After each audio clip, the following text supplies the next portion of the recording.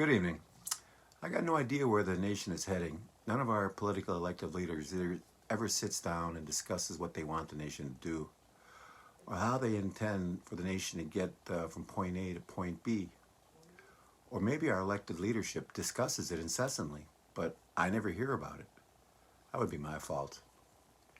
Anyways, on Tuesday, March 14th, Chairman Van Zyl of the Sokagon Chippewa community will deliver the State of the Tribes address at the state capitol in Madison.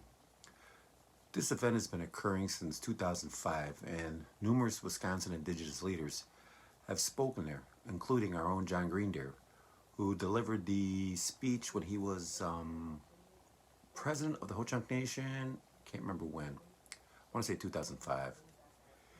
In full disclosure, I listened to my first State of the Tribe speech last year, the one delivered by Shannon Holsey of the Stockbridge Munsee Band of Mohican Indians. I listened because I've been an interviewer, and it was a good speech. I'll be interested in listening to the speech and seeing what Chairman Zyl's priorities are for his nation. Now, I have such tunnel vision when it comes to this nation that I fail to see what other nations consider priorities for their people. I mean, do they see economic diversification for their nation? And how does that play within the state? Do they see a financial partnership with other Wisconsin Indigenous nations? With the state of Wisconsin?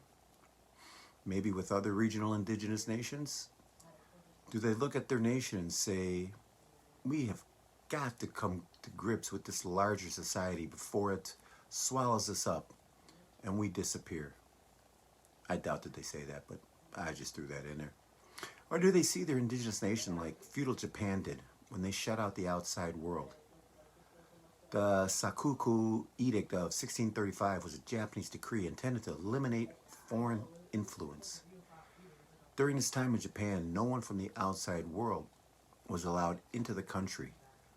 The rest of the world was racing forward in a technological and industrial juggernaut, propelling their countries and people forward.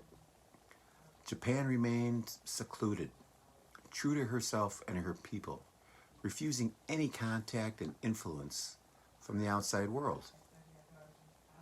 When the United States finally pushed their way into Japan some 200 years later, Japan slowly recognized the distance that they would have to travel to become a leading nation in the world. Still, there are some people within the country who refuse to accept the modern world.